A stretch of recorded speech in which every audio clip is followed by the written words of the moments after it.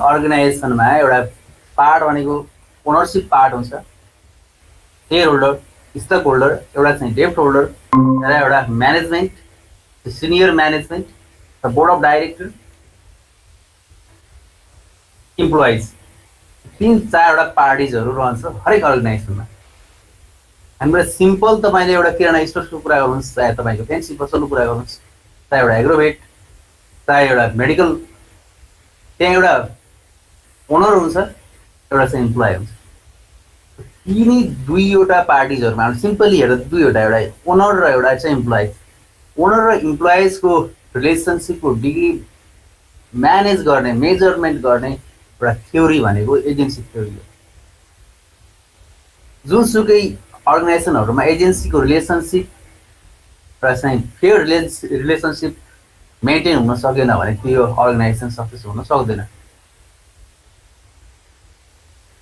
Corporate फाइनेन्सको point of भ्यूबाट हेर्नुभयो भने corporate फाइनेन्समा हामीले पढ्ने भने चाहिँ पब्लिक लिमिटेड कम्पनीहरू। पब्लिक लिमिटेड कम्पनीजहरूमा के हुन्छ भन्दा एउटा चाहिँ प्रमोटर सेयर्सले स्टार्टिङ गर्छ सबैभन्दा सुरुमा, मेजर प्रमोटरहरू। अनि मेजर प्रमोटरहरूको इक्विटी क्यापिटलले सफिसियन्ट मेन्टेन हुने भएन भने, एडिसनल फन्ड रिक्वायरमेन्ट सफिसियन्ट भएन भने उसले डेप्ट होल्डरलाई युज गर्छ, डेप्ट इस्यु गर्छ। त्यो सेकेन्ड ओनरसिप पार्टीहरू क्रिएट हुन्छ त्यहाँ, एउटा स्टक होल्डर, उनीहरूबाट फर्म चाहिँ इस्टाब्लिस हुन्छ। अनि फर्म रन गर्नको लागि उसलाई एउटा बोर्ड अफ डाइरेक्टर चाहिन्छ।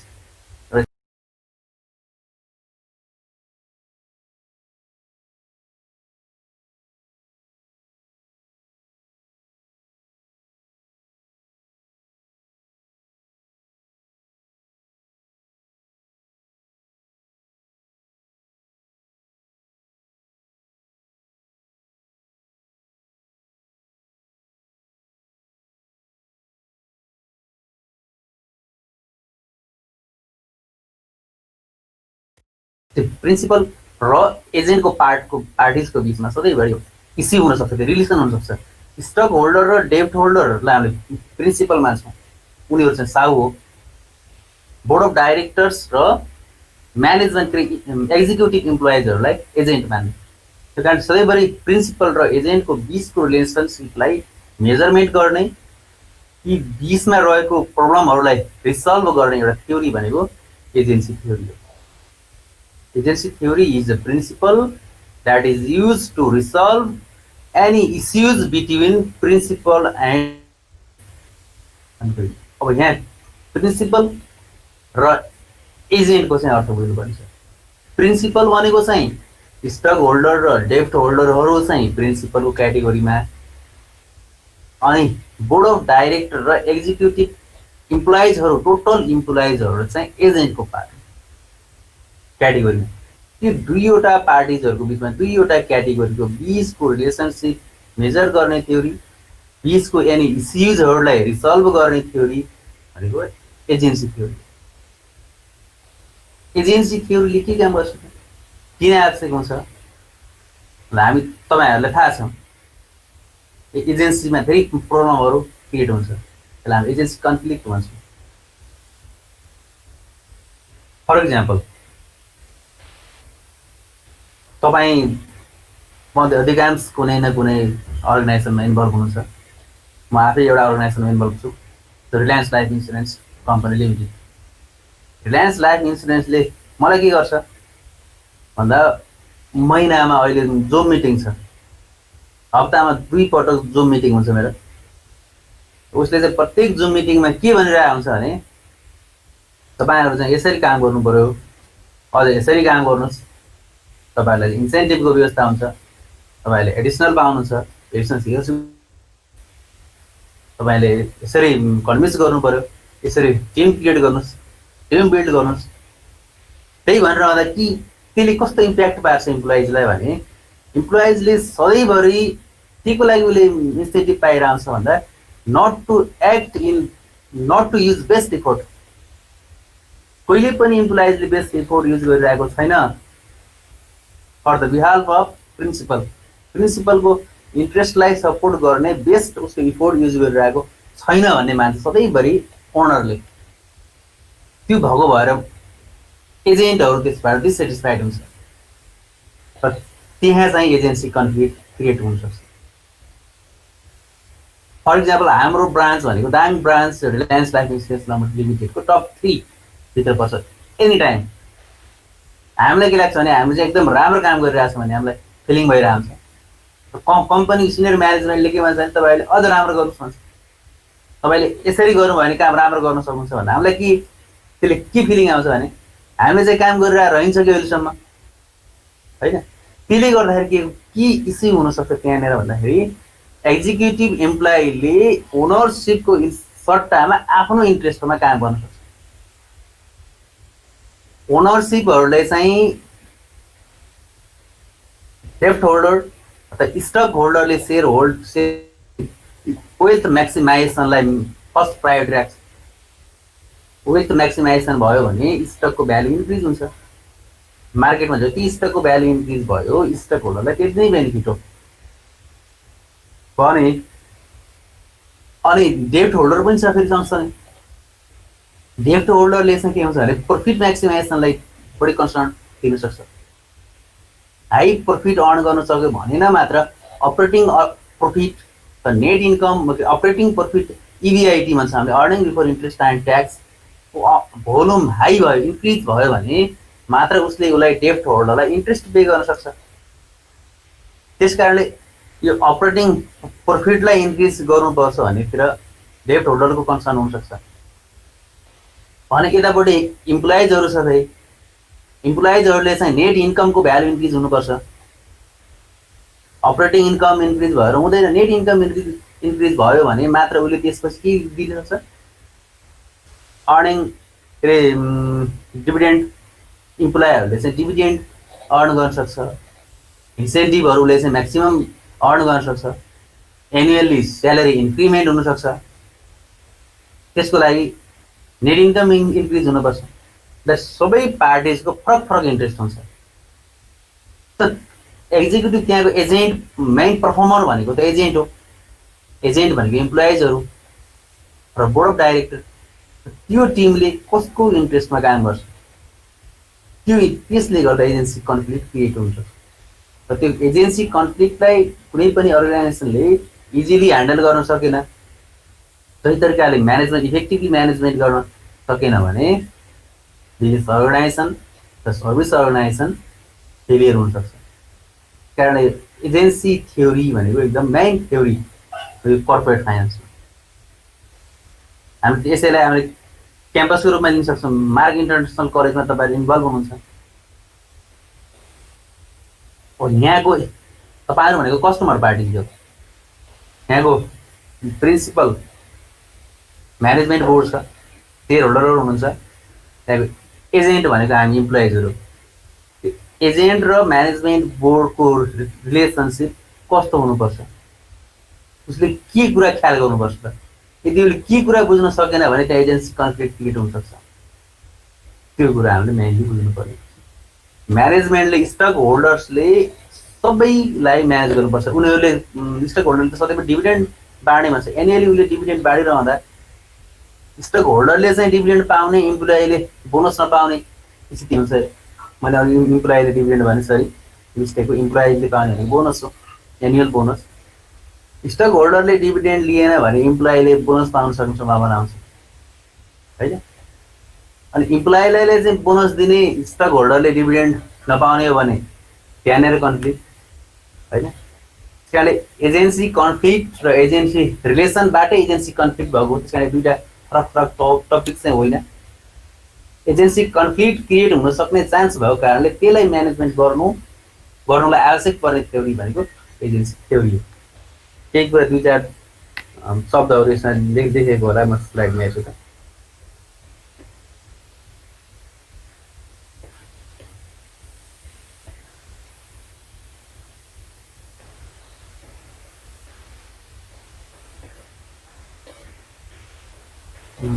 Okay. Agency theory and financing decision. Anissa.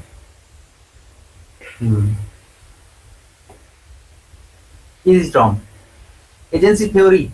Agency theory is a principle that is used to resolve issues in the relationship between business principal and their agent and other resource holders. अन्य resource होल्डर्सहरू बीचमा principal agent र resource holder भन्नु है यो र एजेन्ट्सको बीचको इस्युजहरूलाई maintain गर्ने एउटा प्रिन्सिपल भनेको एजेन्सी थ्योरी हो. Most commonly that relationship is the one between shareholders, debt holders, shareholder, debt holders as principal and company executive as agent. Executive भनेको चाहिँ बोर्ड अफ डाइरेक्टर र यतापट्टि एजेन्टहरू इम्प्लोइजहरूलाई चाहिँ एजेन्टको रूपमा लिन्छ. त्यसको बीचको एनी कुनै पनि इस्युहरूलाई चाहिँ रिसल्भ गर्नको लागि भनेको प्रिन्सिपललाई हामीले एजेन्सी थ्योरी भन्छौँ. It is used to understand the degree of relationship between the agent and principal. यो किन युज गर्ने भन्दा यसको रिलेसनसिपको डिग्री मेन्टेन गर्न कति डिग्री हुनुपर्छ त कुन लेभलको रिलेसनसिप हुनुपर्छ भन्ने कुरा बुझ्नको लागि बनाइन्छ एजेन्सी थ्योरी भन्ने चिज. Agent represent the principal in the particular business manner and is expect the best interest of the principal for self interest. This leads to agency conflict. एजेन्ट्सले के गर्छ त भन्दा यहाँ ओनरले त पैसा लगानी गर्छ हैन, इन्भेस्टमेन्ट गर्ने पार्ट ओनरको, तर बाँकी सबै बिजनेस एक्टिभिटिजहरूमा रिप्रेजेन्ट गर्ने भनेको त एजेन्ट हो हैन. त्यसले गर्दा उनीहरूलाई के फिल हुन्छ भने हरेक बिजनेस म्यानरबाट हरेक बिजनेस एक्टिभिटिजहरूबाट उनीहरूले ओनरको इन्ट्रेस्टलाई भन्दा आफ्नो सेल्फ इन्ट्रेस्टलाई बढी प्रायोरिटी दिन सक्छ. सर सानो आयो अलि ठुलो गराउनु केही बुझ्दैन. ओहो केही बुझे छैन मैले. अरे किन यस्तो भयो त? ओके कति पनि सुन्नु भएको छैन अहिलेसम्म? सानो आवाज आइरहेको छ है. ओके केही सुन्ने छैन कति सानो हो. के हो कि यस्तो यो मेरो यो ल्यापटप खराब हो कि म त आवाज ठुलै बोले जस्तो लाग्छ है. ओके अब सुन्नुहुन्छ कि agency theory is a principle that is used to resolve issues in the relationship between business principal and their agent and other resource holders. Agency theory भनेको एउटा प्रिन्सिपल हो. त्यो चाहिँ के को लागि युज गर्ने भन्दा टु रिसल्भ द इस्युज विभिन्न इस्युजहरू कसको बिचमा भन्दा बिजनेस प्रिन्सिपल र एजेन्टकोहरूको बिचमा हुने इस्युजलाई सल्भ गर्नको लागि बनेको प्रिन्सिपल एजेन्सी थ्योरी हो. र त्यो रिलेसनसिप भनेको कसको बिचमा हुनसक्छ त भन्दा most commonly that the one between shareholders, डेप्ट holder as principal and company executive as agent भन्दा डेप्ट होल्डर, स्टक होल्डर र एजेन्टको बिचमा त्यो रिलेसनसिप मेन्टेन हुनसक्छ. Agency theory is useful to understand the degree of relationship between the two parties. The दुईवटा पार्टिजहरूको डिग्री अफ रिलेसनसिपलाई युज गर्न मेजर गर्नको लागि एजेन्सी थ्योरी युजफुल हुन्छ है.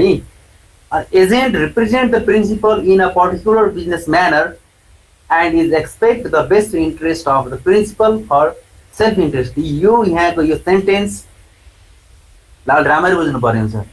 Agent represent the principal in a particular business manner and is expect the best interest of the principal for self interest. यो भनेको हरेक एजेन्टहरू एक्जिक्युटिभ इम्प्लोइजहरूले चाहिँ हरेक बिजनेस एक्टिभिटिजहरूमा प्रिन्सिपलको सट्टामा ऊ काम गर्छ र उसले त्यसबाट आउने बेस्ट इन्ट्रेस्ट भने आफ्नो सेल्फ इन्ट्रेस्टलाई लिन्छ. त्यो प्रिन्सिपलको इन्ट्रेस्टको सट्टामा उसले सेल्फ इन्ट्रेस्टलाई बढी प्रायोरिटी दिन्छ इम्प्लोइजहरूले. त्यसले गर्दा के गर्छ this leads to agency conflict. यसले इन्टायरली अर्गनाइजेसनमा एजेन्सीलाई चाहिँ प्रायोरिटी दिन्छ र त्यसले चाहिँ एजेन्सी कन्फ्लिक्टतिर मुभ गर्छ अर्गनाइजेसनलाई. सर यहाँ प्रिन्सिपलको अर्थ के हो सर? सिद्धान्त भन्न खोजेको के भन्नु होइन होइन होइन यो यहाँनिर एक ठाउँ यो प्रिन्सिपलमा पिएलइएस पिएस भयो नि सर. पिएल र एस भयो नि. पिएलएस भयो त्यहाँ मिस्टेक भइरहेको थियो त्यही भएर सोधेको थिएँ नि सर यो सरी सिद्धान्त हो कि ल टिचर हो कि अब सच्याइदिएँ मैले है। यहाँ माथि एक दुई ठाउँ प्रिन्सिपल्स भएछ सरी यो पिएएल हो है। सिद्धान्त पनि होइन टिचर पनि होइन यहाँ भनेको साउ भन्न खोजेको प्रिन्सिपल साउ हो यहाँनिर यो सरी त्यसरी बुझ्नु पिएलई भएछ है। त्यो पिएलई होइन पिएएल हो। प्रिन्सिपलको अर्थ साउ हो। त्यो साउमा चाहिँ के पर्ने भन्दाखेरि स्टक होल्डर र डेप्ट होल्डरलाई लिनुलाई है। डेप्ट होल्डर पनि प्रिन्सिपल नै हो। स्टक होल्डर र डेप्ट होल्डरलाई चाहिँ प्रिन्सिपल अनि बोर्ड अफ डाइरेक्टर र एक्जिक्युटिभ इम्प्लोइजहरू टोटल इम्प्लोइजहरू चाहिँ एजेन्ट भन्नु खोजिन्छ है। सर उसमा यहाँ साहुहरू बुझ्ने यो केसमा साहु अथवा मालिक। साहु र मालिक चाहिँ प्रिन्सिपल। हजुर यता कर्मचारी र म्यानेजमेन्ट बोर्ड चाहिँ हजुर हजुर सर त्यो तरिकाले बुझ्छ। तिनी दुईटाको बिचमा सधैँभरि तनाव हुन्छ मनमुटाव हुन सक्छ कि किनभने साहुहरूले एउटा ओनर मालिकले डिभिडेन्ड पाउने आश गर्छ हो कि न स्टक होल्डरले। साहुहरूले चाहिँ डेप्ट होल्डरले धेरै इन्ट्रेस्ट पाउने अपेक्षा गर्छ अनि इम्प्लोइजहरूले चाहिँ धेरै बोनस पाउने आश गर्छ धेरै सेवा सुविधा पाउने आश गर्छ होइन। त्यसले गर्दाखेरि हामीले अगाडि पढेको यो स्टक होल्डर वेल्थ म्याक्सिमाइजेसन र प्रफिट म्याक्सिमाइजेसन भनेर पढ्यो नि त। यतापट्टि तपाईँको ओनरले स्टक होल्डर्सहरूले चाहिँ वेल्थ म्याक्सिमाइजेसनलाई प्रायोरिटी दिन्छ भने यता डेप्ट होल्डर र एक्जिक्युटिभ एजेन्टहरूले चाहिँ प्रफिट म्याक्सिमाइजेसनलाई फलो गर्छ। त्यसले गर्दा यहाँनिर एजेन्सी कन्फ्लिक्ट क्रिएट हुनसक्छ। हजुर सर त्यो कुरो। अब एजेन्सी कन्फ्लिक्ट नै भनेको के चिज हो त खास भन्दा एजेन्सी प्रब्लम पनि भन्छ। एजेन्सी कन्फ्लिक्ट भनेर एजेन्सी प्रब्लम भनेको एउटै हो। Agency problem is a conflict of interest inherent in any relationship where one party is expected to act in the best interest of another party. One party is expected to act in the best interest of another party. एउटा पार्टीले अर्को पार्टीको best इन्ट्रेस्टको लागि अर्को पार्टीको लागि काम गरिरहेको हुन्छ भने त्यो बीचमा चाहिँ दुईवटा पार्टीको इन्ट्रेस्टमा कन्फ्लिक्ट हुन सक्छ समस्या हुन सक्छ। जस्तो तपाईँले मेरो लागि काम गरिरहनु भएको छ भने तपाईँको चाहना र मेरो चाहनाको बिचमा त्यहाँ द्वन्द्व क्रिएट हुन सक्छ किन तपाईँको पनि एउटा छुट्टै इन्ट्रेस्ट छ मेरो पनि छुट्टै इन्ट्रेस्ट छ। त्यो दुईवटा इन्ट्रेस्टको बिचमा इन्टिग्रेसन हुँदैन एकीकरण गर्नको एउटा कठिन हुन्छ। Integration of interest is very complex task. फरक फरक पार्टिजहरूको इन्ट्रेस्टमा हामीले इन्टिग्रेसन गर्न एकीकरण गर्न सक्दैनौँ। त्यस कारणले दुईवटाको इन्ट्रेस्ट बिचमा कन्फ्लिक्ट क्रिएट हुन सक्छ। त्यो भने कस्तो अवस्था भन्दा दुईटैले आफ्नो इन्ट्रेस्टको लागि काम गरिरहेको छ भने त त्यहाँ कन्फ्लिक्ट हुने कुरै भएन। तर एउटा पार्टीले फुल्ली अर्को पार्टीको लागि काम गरिरहेको छ। जस्तो हामीले काम गर्छौँ एउटा इम्प्लोइ हो भने मैले त मेरो लागि काम गर्ने होइन नि त। मैले क्याम्पसमा टिचिङ गरेर एउटा छुट्टै पार्ट रह्यो। अन्य पब्लिक सेक्टरमा कर्पोरेट सेक्टरमा हेर्ने हो भने इम्प्लोइजहरूले गर्ने भनेको त ओनरको लागि गर्ने हो कम्पनीको लागि गर्ने हो। त्यो कम्पनीको एउटा छुट्टै इन्ट्रेस्ट छ इम्प्लोइजको एउटा छुट्टै इन्ट्रेस्ट छ। मेरो इन्ट्रेस्ट के हुनसक्छ ल मेरो अहिले फिस्कल इयर 78मा मेरो स्यालेरी इन्क्रिमेन्ट हुनुपर्छ मेरो प्रमोसन हुनुपर्छ मेरो टिएडिएको एउटा लेभलमा इन्क्रिमेन्ट हुनुपर्छ मैले 76-77 को बोनस बुझ्नुपर्छ एउटा मेरो इन्ट्रेस्ट हो। भने कम्पनीको इन्ट्रेस्ट के हो भने कम्पनीको टोटल इन्टायर पर्फर्मेन्स इन्क्रिज हुनुपर्छ। 76-77 को टोटल नेट इन्कमको छ के इन्कम इन्क्रिमेन्ट हुनुपर्छ बुक भ्यालु इन्क्रिमेन्ट हुनुपर्छ सेयर मार्केटमा भ्यालु बढ्नुपर्छ। यिनी कुराहरू उसको इन्ट्रेस्ट हो। त्यसले दुईवटाको इन्ट्रेस्टको बिचमा कन्फ्लिक्ट हुन सक्छ। In corporate finance, the agency problem usually refers to a conflict of interest between company's management and stockholders. कम्पनीको म्यानेजमेन्ट र स्टक होल्डर्सको बिचमा कन्फ्लिक्ट हुन्छ। हाम्रो कर्पोरेट फाइनेन्समा हेर्नुभयो भने कम्पनीको म्यानेजमेन्ट भनेको बोर्ड अफ डाइरेक्टर एक्जिक्युटिभ इम्प्लोइजहरू हो र स्टक होल्डर भनेको चाहिँ मालिकहरू हो होइन। तिन दुईवटाको बिचमा कन्फ्लिक्ट हुनसक्छ हाम्रो कर्पोरेट फाइनेन्समा। The manager acting as a agent for share holders or principal is supposed to make decision that will maximize shareholder wealth. The manager भने चाहिँ the manager acting as the agent for the stockholder or principal। म्यानेजरले एउटा एजेन्टको रूपमा काम गर्छ कसको भन्दा share holder और stock होल्डरको। is supposed to make decision that will maximize shareholder wealth। त्यो म्यानेजरले शेयर होल्डर अथवा प्रिन्सिपलको एजेन्टको रूपमा काम गर्छ र उसले के निर्णय दिनुपर्छ भने शेयर होल्डरको भ्यालु चाहिँ इन्क्रिमेन्ट हुनुपर्छ, म्याक्सिमाइज शेयर होल्डर वेल्थ चाहिँ म्याक्सिमाइज हुनुपर्छ भन्ने निर्णय लिनुपर्छ। Even though it is in the manager best interest to maximise his own wealth.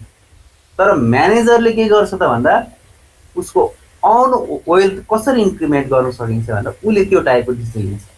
र त्यसले त्यो भनेकै एजेन्सी कन्फ्लिक्ट हो, त्यो नै एजेन्सी प्रब्लम हो। एजेन्सी कन्फ्लिक्ट हरेक अर्गनाइजेसनमा एक्जिस्ट हुन्छ। हामीले कन्फ्लिक्ट भन्ने नै च्याप्टर हामीले पढेको है। यता अर्गनाइजेसनल बिहेभियर भन्ने सब्जेक्टमा छ जस्तो लाग्छ मलाई। कन्फ्लिक्ट हामीले के भन्यो भने एउटा लेभलको एउटा degree of conflict is essential for organisation. हरेक अर्गनाइजेसनमा कन्फ्लिक्ट हुनैपर्छ। कन्फ्लिक्ट भएन भने त्यहाँ कम्पिटिसनको लेभल आउँदैन। त्यहाँ कन्फ्लिक्ट हुनैपर्छ हरेक अर्गनाइजेसनमा, हरेक सेक्टरमा कन्फ्लिक्ट हुनुपर्छ। एजेन्सीको बिचमा कन्फ्लिक्ट भयो भने के हुन्छ भन्दा स्टक होल्डर, डेब्ट होल्डर र म्यानेजमेन्टको बिचमा कन्फ्लिक्ट क्रिएसन भयो एउटा लेभलको मात्र, वान लेभलको कन्फ्लिक्ट क्रिएट भयो भने स्टक होल्डरले आफ्नो इन्ट्रेस्टले डोमिनेट गर्न पाउँदैन, म्यानेजमेन्टले आफ्नो तरिकाले काम गर्न पाउँदैन, टोटली आफ्नो इन्ट्रेस्टलाई मात्रै हेर्दैन र डेब्ट होल्डरले पनि त्यसमा बढी प्रेसर दिन सक्दैन। त्यसले गर्दा तिनटाको टोटलको अलग अलग इन्ट्रेस्टको इन्टिग्रेसन हुन्छ र एउटा इक्विलिब्रियम लेभलमा आयो भने एजेन्सी चाहिँ क्लियरली अपरेट हुनसक्छ र संस्थाले चाहिँ आफ्नो अब्जेक्टिभलाई फुलफिल गर्न सक्छ। इन्टायरली अर्गनाइजेसनको अब्जेक्टिभ भनेको to maximise the shareholders wealth नै हो। शेयर होल्डर्स वेल्थलाई म्याक्सिमाइज गर्नको लागि company to maintain the effective level of agency relationship between different owner and agent. सङ्गठनको हरेक ओनरसिप र एजेन्टको बिचको एउटा रिलेसनसिपलाई फेयर रिलेसनसिप बिल्ड गर्न सक्यो, त्यो बिचको इन्डिभिजुअल इन्ट्रेस्टलाई इन्टिग्रेसन गर्न सक्यो भने एजेन्सी क्लियर हुन्छ र त्यसले कर्पोरेट फाइनेन्सलाई हेल्प गर्छ। कर्पोरेट फाइनेन्स भनेकै त त्यही हो नि, सङ्गठनभित्रको पार्टिजहरूलाई म्यानेजमेन्ट गर्ने। हामीले सुरुमा त पढाइ के भने कर्पोरेट फाइनेन्सले फन्ड कलेक्सन गर्ने र फन्डलाई युटिलाइज गर्ने भन्ने मात्रै त होइन। फन्ड कलेक्सन भएपछि फन्डलाई युटिलाइज गर्नु पर्यो।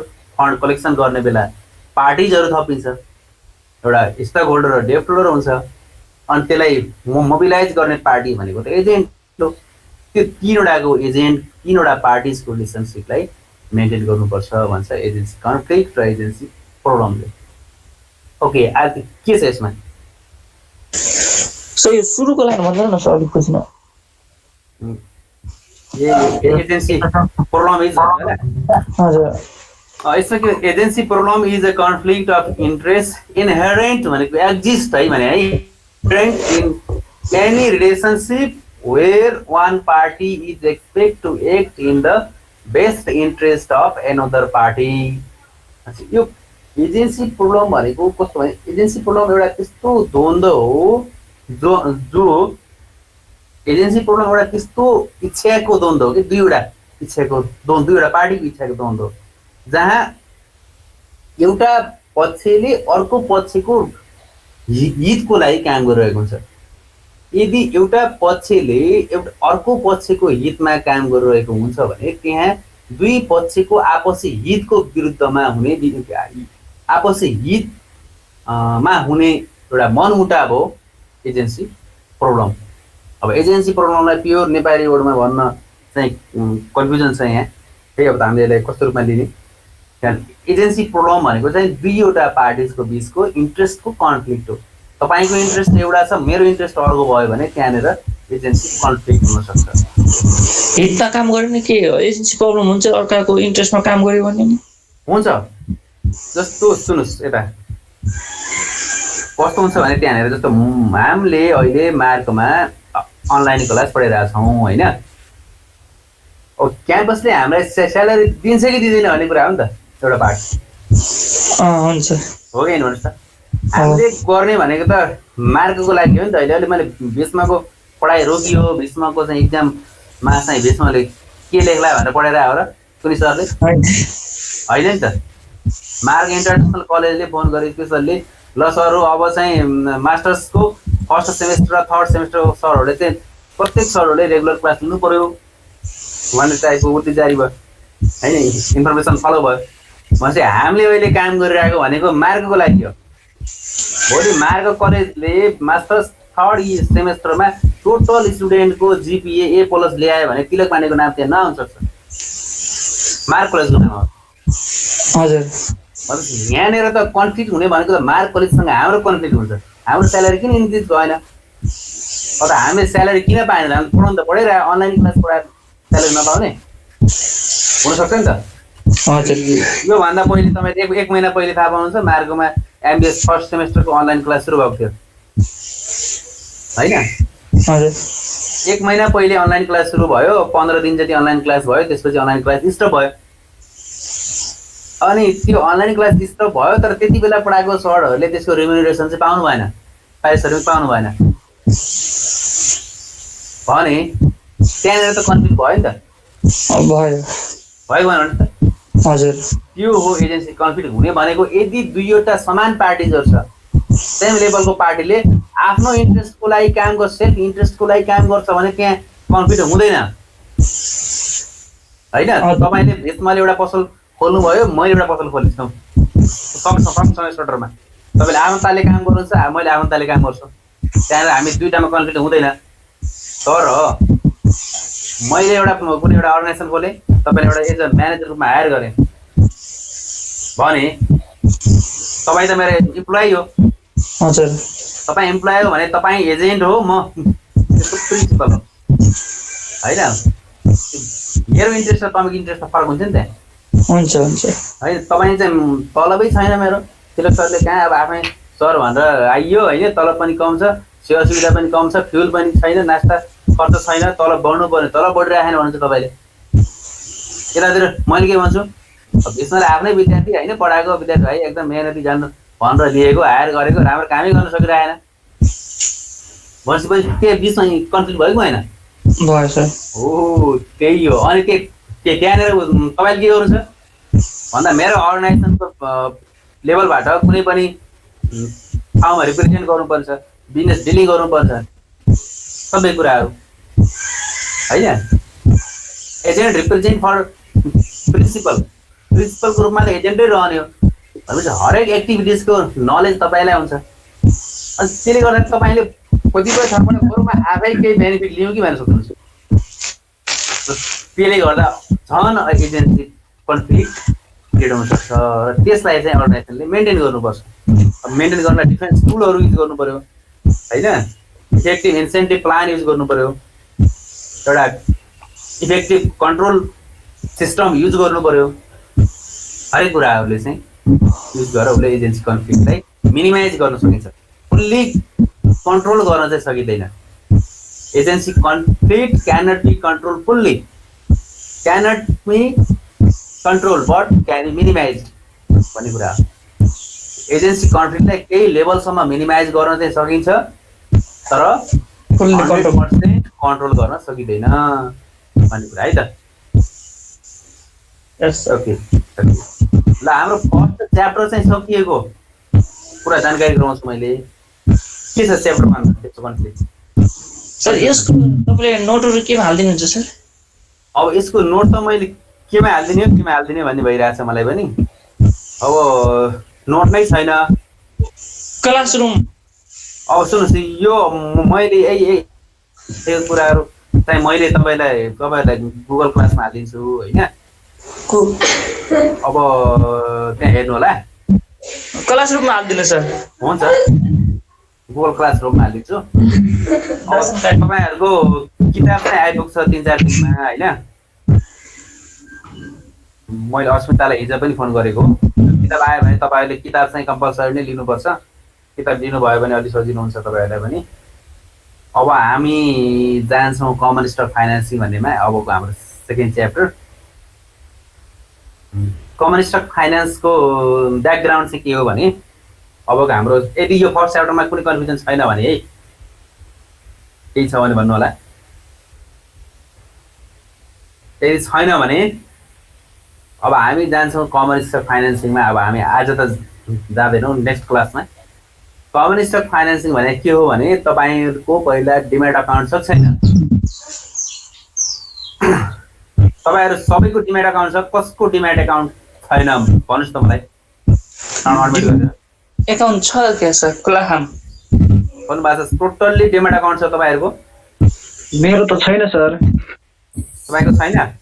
हजुर सर। डिमेट अकाउन्ट चाहिँ कम्पलसरी खोल्नु पर्यो होइन। प्रकाशलाई सम्पर्क गर्नु न। प्रकाशले खोलिदिएको हामीहरू पनि हो हजुर। यसोजी डिमेट हजुर अब भेट भएपछि चाहिँ खोल्छु भन्ने। भेट त हुन्न। सुन्नुहोस् फोटोहरू चाहियो। भेट कसरी हुन्छ त नि? भने के चिज हो भन्दाखेरि खास होइन हामीसँग इन्भेस्टमेन्ट गर्ने अमाउन्ट छैन होइन। हामी त पढे लेखेको मान्छे हो नि त, हो कि भन्नुहोस् त। हामी त पढे लेखेको मान्छे, हामी अरूलाई पनि भन्छौँ के खाने बेलामा होइन। अनि हामीसँग आइडिया चाहिँ कति छ तर पैसा छैन, हो कि न? पैसा चाहिँ हामीसँग थुप्रो छ, के अरे आइडिया हामीसँग थुप्रो छ। पहिले बाबु बाजेले बजारमै बरु कब्जा गरेर बसेको भए हुन्छ नि त। हाम्रो बाबु बाजेहरू पहिले चाहिँ भिरपाखामा गएर भैँसी पाल्ने तरिकाले बसे। अहिले चाहिँ यतै बजारमै आएर नभए भालाङ पुल्चोकको त्यो रातो डाँडालाई पानी कब्जा गरिदिएको भए, भोराइको यो भरतपुर चौर यो स्याल करोड ठाउँ कब्जा गरेको भए। अनि आइडिया चाहिँ छ तर हामीसँग पैसा छैन, होइन? यो सेयर मार्केट के हो खास भने सेयर मार्केट हामीले इन्भेस्टमेन्ट गर्नको लागि हामीलाई अमाउन्ट चाहिँदैन। हामी अहिले सेकेन्डरी मार्केटमा जाने होइन, किनभने सेयर मार्केट कस्तो छ त भन्दाखेरि सेमी स्ट्रङ मार्केट छ नेपालको। इफिसिएन्ट क्यापिटल मार्केट छैन, क्विक फर्म र semi strong form of capital मार्केटमा छ नेपालको। त्यसले गर्दा हामीलाई टोटल्ली इन्फर्मेसन सेयर मार्केटको बारेमा छैन। एक त हामी बुझ्न पनि जाँदैनौँ र बुझ्न चाहे पनि हामीले सेयर मार्केटको बारेमा सबै डिटेलहरू हामीले बुझ्न सक्दैनौँ। त्यसकारण हामीले इन्भेस्ट गर्ने भनेको हाम्रो इन्भेस्टमेन्टको सेक्टर भनेको प्राइमरी मार्केट हो, इनिसियल पब्लिक अफरिङमा इन्भेस्ट गर्ने हो। आइपिओमा मैले तपाईँलाई ठुलो कुरा भनेन, सिम्पल्ली मानौँ तपाईँले अस्ति एनआइसी एसिया माइक्रो फाइनेन्सको सेयर खुलेको थियो साउनमा। एनआइसी एसियाको माइक्रो फाइनेन्सको सेयरमा तपाईँले 20,000 को मात्र इन्भेस्ट गरेको भए प्राइमरी मार्केटमा तपाईँले 1 लाख रुपियाँ इन्भेस्ट गर्छु भने पनि पाउँदैन।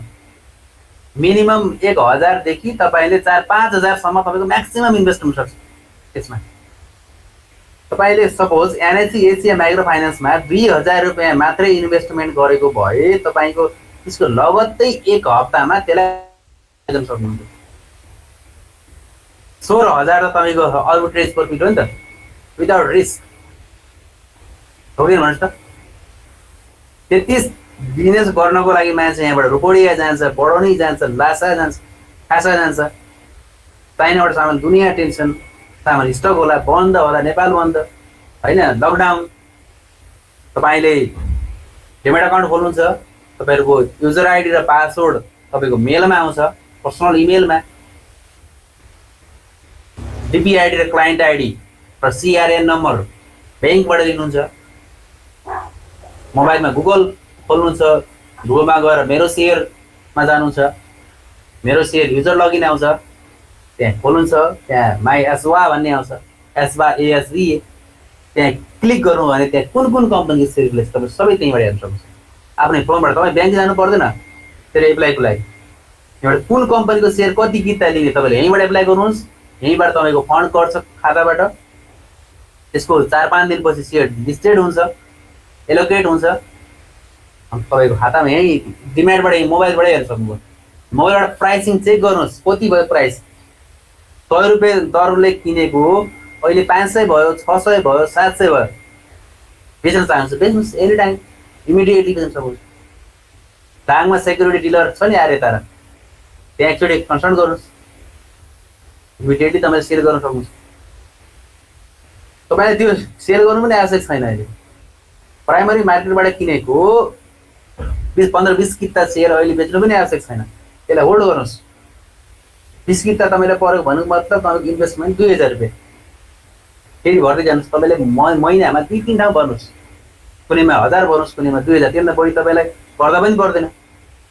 त्यति फन्ड हामीले इजिली म्यानेज गर्न सक्छौँ। त्यसले इन्टायरली पछि कस्तो हुन्छ भने त्यो भोल्युम यसरी बढ्छ। एनआइसी एसिआमा मेरो 1000 रुपियाँको परेको अहिले 9700 समथिङ छ। अब एनआइसी एसियाले राइट अफरिङ युज गर्न सक्छ, अनि राइट अफरिङमा मैले फेरि कम भ्यालुमा सेयर किन्छु, स्टक सेयर दिन सक्छ। अहिलेको 20 किता भनेको अबको 15-20 वर्षमा त्यो 100 किता हुन सक्छ। त्यस्तै त्यस्तै गरेर तपाईँले 8-10-15-20वटा कम्पनी, तपाईँले जति कम्पनी भेट्नुहुन्छ आइपिओ हालिरहनुहोस्। अहिले बेच्न आवश्यकै छैन। अहिले आइपिओमा 1000 रुपियाँको आइपिओ 5000 बेच्ने भनेको त्यो कि त हाई एजेड मान्छे हो, कि त भने उसलाई त्यो वाट इज इन्भेस्टमेन्ट भन्ने थाहा नभएर हो। नत्र प्राइमरी मार्केटको सेयरलाई अहिले बेच्ने होइन, त्यसलाई होल्ड गर्नुहोस्, राखिरहनुहोस्, बरु मार्केटमा टच भइरहनुहोस्। त्यो भयो भने हाम्रो इन्भेस्टमेन्ट गर्छ। यहाँ त कस्तो पनि गर्दो रहेछ साथीहरूले भने पिआई भन्ने एउटा एप्स, मलाई 8-10 जनाले भन्नुभयो आफ्नै विद्यार्थीहरूले, सर यो पिआई डाउनलोड गर्नुहोस् प्ले स्टोरबाट, अनि पिआई चाहिँ ओपन गर्नुहोस्, अनि पिआई ओपन गर्नुभयो भने त्यहाँ मेरो युजर आइडी हालिदिनु होला, अनि दिनमा एकपटक पिआई खोल्नुभयो भने त्यो भ्यालु चाहिँ बढिरहन्छ। अनि 2022मा त्यसको पोर्टफोलियो आउँछ, थुप्रो पैसा हुन्छ, बिलियन पुग्छ। त्यस्तो दिमागमा हामी लाग्ने होइन। हामी त म्यानेजमेन्टको इम्प्लोइजहरू हो, हामीले प्योर इन्भेस्टमेन्ट गर्ने हो। अझ हामीलाई त भन्न पनि के सजिलो हुन्छ भने कहाँ के ठाउँ लगानी गरे जस्तो भयो। अब त्यहाँ त मस्तै पढे लेखेको मान्छे भन्दाखेरि चाहिँ होइन, त्यही रिलायन्स लाइफ इन्सुरेन्समा पनि लगानी गरेको छु, रिजन ब्याङ्कमा छ, अलिकति हाइड्रो पावरमा छ, अप्पर तामाकोसीमा। भन्नुहोस् न, यहाँ मान्छेले म त स्कुल खोलेको छु भन्छ, स्कुलमा लगानी छ, सहकारीमा लगानी छ भनेर आजहरूले तपाईँले भन्नुहोस् मेरो बुटर पावर कम्पनीमा पनि छ, अलिकति छ, अप्पर तामाकोसीमा सेयर छ, रिलायन्समा छ, सिटिजनमा छ, भन्न पनि सजिलो हामीलाई होइन। र त्यसले इन्टायरली हामीलाई बेनिफिट दिन्छ।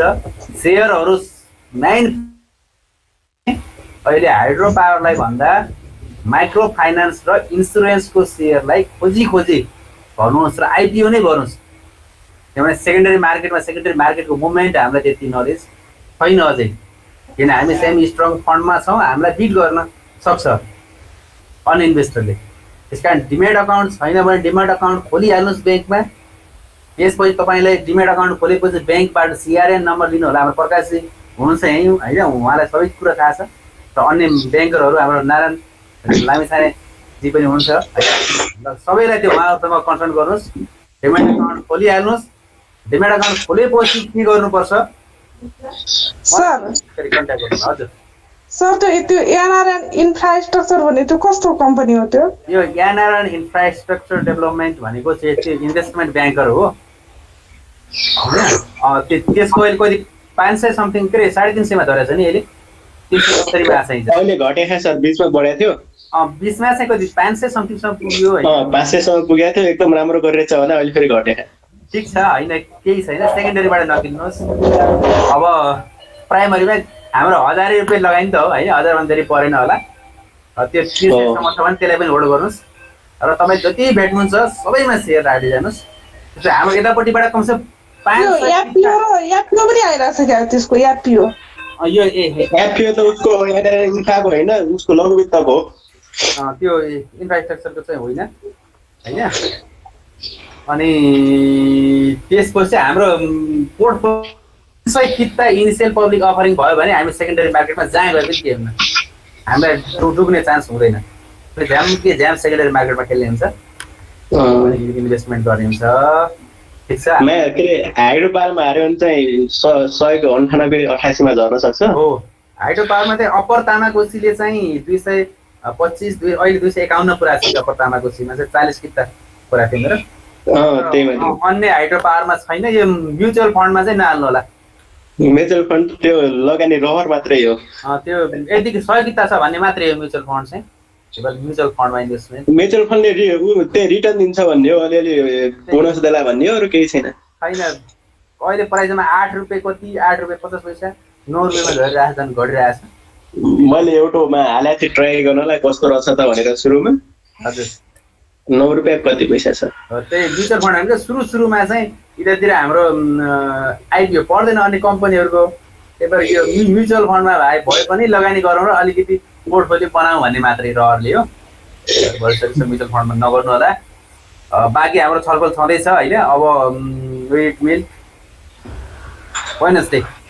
Okay, thank you. Thank you sir. Mina दिदी भागिन गाउँलाई जान कति हतार हुन्छ यार, के पारा 80%। ओ अङ्कलजी खै कुन्नी जाने कोही कुर्सी छोड्ने होइन होला बसिरहेको। त्यही त भन्छु, बल्ल आइन् फेरि मिना दिदी बोल्दै नि र पो ओटै। किन दिदी आइन्? त्यो भएर बोलिरहेको छु। गइहाल्ने मिना के छ खबर बटौटो मिना? के रे के छ खबर भने तिम्रो हाल खबर के छ बताऊ भने। बिन्दास मान्छे, के गर्ने, बिन्दासै छु। बिन्दास मान्छे। हजुर केशव डार्लिङ किन बोल्दैनिन्? को रे? केशव डार्लिङ